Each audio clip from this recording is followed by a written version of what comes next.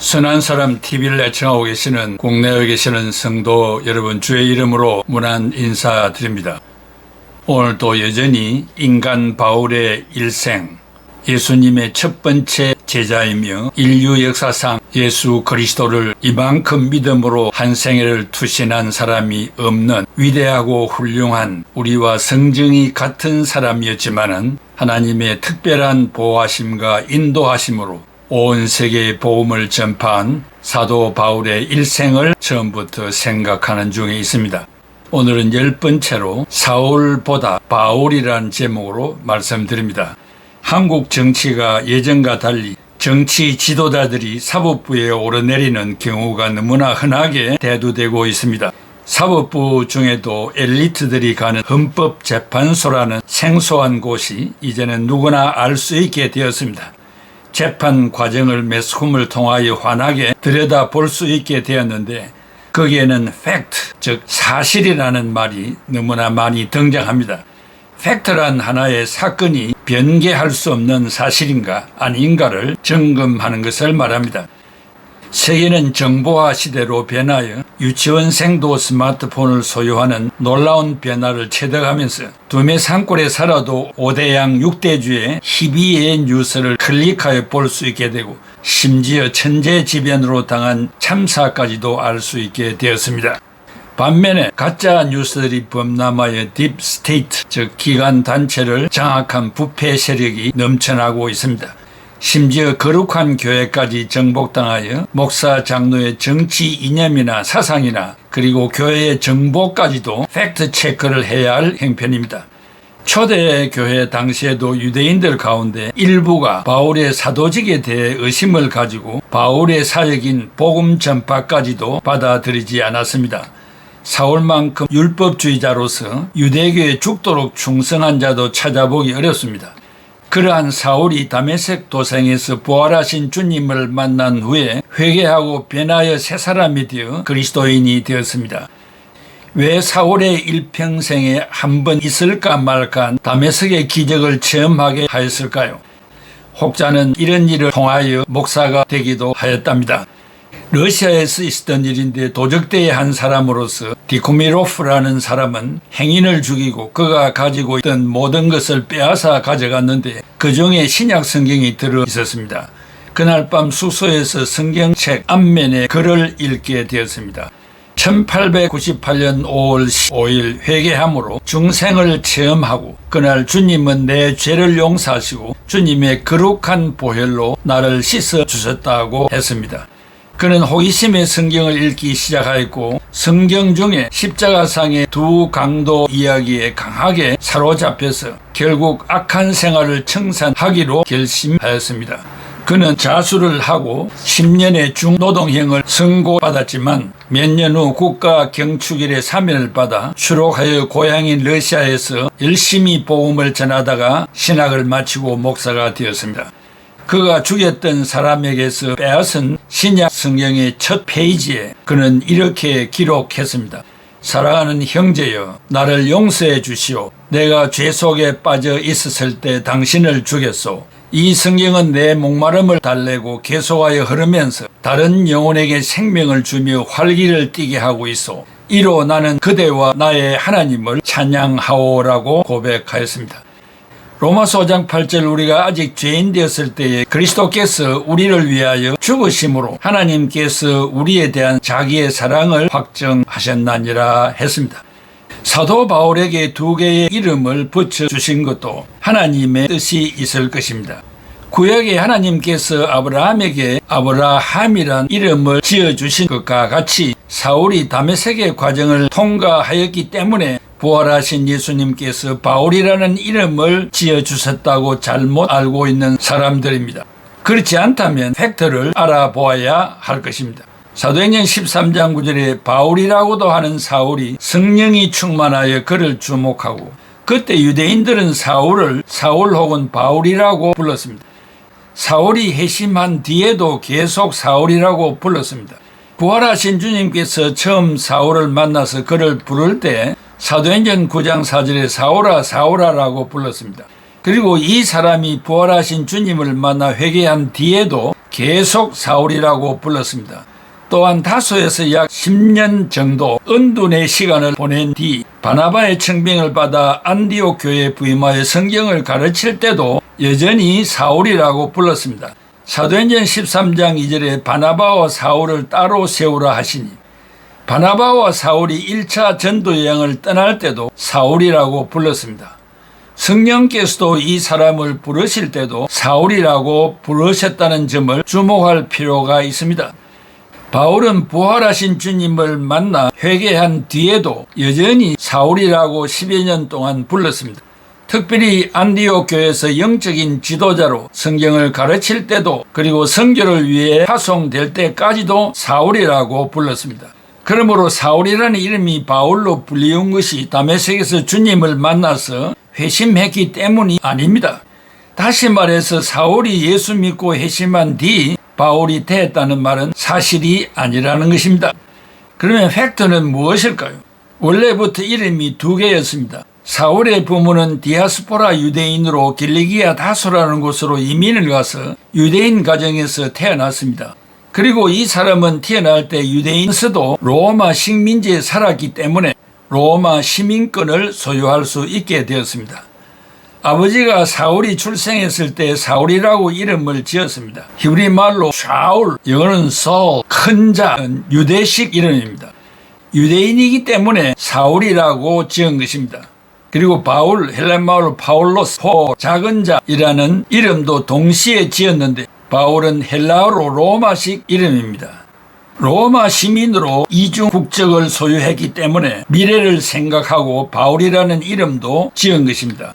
그러므로 본래 이 사람의 이름은 출생 때부터 사울과 바울 두 가지 이름을 가지고 있었습니다. 그리고 상황에 따라 두 가지 이름이 동시에 사용되었습니다. 그래서 성경에서도 이 두 이름이 다 사용되었던 것입니다. 바울의 아버지는 철저한 율법주의자로서 긍지를 가지고 태어난 아들에게 사울이라는 이름을 붙여주었을 것입니다. 바울의 아버지는 율법을 지킴으로 의로워진다는 율법주의자였고, 로마서 3장 28절에 사람이 의로워지는 것이 율법의 행위에 있지 않고 믿음으로 된다는 것을 모르고 있었을 것입니다. 인간은 자기 행위로 의로워지는 것이 아니라 그리스도를 믿음으로 의롭게 된다는 이 위대한 진리로 죄사함을 받기 위하여 로마의 대사원을 올라가고 있었던 젊은 수도사 마틴 루터에게 임하자 그의 마음이 새롭게 밝아졌습니다. 그리하여 이 진리의 빛이 저 위대한 종교 개혁 운동을 낳게 하였던 것입니다. 이 개혁을 통하여 행함으로 구원을 받는다는 그릇된 생각이 믿음의 생활로 그리스도 안에서 자유로 돌아서게 하였습니다. 바울은 믿음으로 의롭게 된다는 진리를 아브라함의 예를 들어 말해줍니다. 아브라함은 믿음으로 세 가지를 받았습니다. 의로움과 세상의 후사와 많은 민족을 가진다는 것이었습니다. 조선이 일제 치하에 36년간 식민지로 있을 때 일본 이름으로 개명을 한 경우로 이름 두 개를 가지고 있었던 사람도 있지만, 그때 출생한 아이에게는 부모가 두 개의 이름, 일본식 이름과 조선식 이름을 지어준 것과 같습니다. 사도행전 13장 9절에 바울이라고도 하는 사울이라는 말씀이 나옵니다. 여기서 처음으로 바울이라는 이름이 등장합니다. 그런데 여기서는 바울이라는 이름과 사울이라는 이름이 함께 사용되었습니다. 사도행전 13장 13절에 바울과 및 동행하는 사람들이 바보에서 배 타고, 이 말씀에서부터 이름이 바뀌었습니다. 성경을 주의 깊게 살펴보면 이 말씀 이후부터는 사울이라는 이름이 사라지고 바울이라는 이름으로만 불리게 됩니다. 사울의 이름을 불러도 대답은 요원합니다. 그러나 사울이라는 이름보다 더 좋은 이름 바울을 주셨습니다. 아직 바울의 삶을 살아보지 않았지만 바울은 성령에 이끌려 성공적인 삶을 살게 될 것입니다. 믿음은 하나님이 주신 선물이지만 동시에 내가 붙들고 싸우며 살아야 하는 강력한 무기이기도 합니다. 전쟁은 하나님께 속한 것이지만 믿음은 하나님이 내게 주신 무기로서 내가 사용해야 합니다. 믿음이 없으면 승리를 경험할 수 없을 것입니다. 영적 전쟁은 수동적으로 앉아서 기다리는 것이 아닙니다. 믿음을 앞세워 끊임없이 행진하고 능동적이고 적극적인 삶을 살아야 합니다. 가나안 땅은 이미 하나님께서 이스라엘에게 주신 땅이지만 여전히 그 땅에는 견고한 여리고성이 있고 7족속이 진을 치고 살고 있습니다. 그러므로 여호수아 갈렙 같은 믿음으로 무장한 장수들이 나타나야 합니다. 믿음은 영적인 전쟁에 있어 군인들이 항상 지참해야 하는 무기와 같은 것입니다. 그러므로 믿음은 그리스도의 말씀을 들으면서 나며 우리는 매일 말씀을 묵상하며 믿음을 더욱 강하게 해야 합니다. 왜 이때부터 이름이 바뀌게 되었으며 또 어떤 의미가 있는 것일까? 그 깊은 내용을 다음 시간에 또 상고하도록 하겠습니다. 기도하겠습니다. 고마우신 아버지 하나님, 은혜와 사랑과 또한 교제케 하신 그 은혜를 감사합니다. 우리에게 주신 다양한 은혜를 인간의 머리로 형언할 수가 없습니다. 만복의 근원 되신 하나님, 우리도 모르게 하나님이 베푸신 은혜로 인하여 하루를 살아가게 되고 우리의 연령대로 살아왔습니다. 이 은혜를 무엇으로 감사할 수 있사오리까? 이 시간도 우리 애청자들의 말씀 경청과 또한 기도를 통한 감사의 마음을 하나님이 받아주시기를 바랍니다.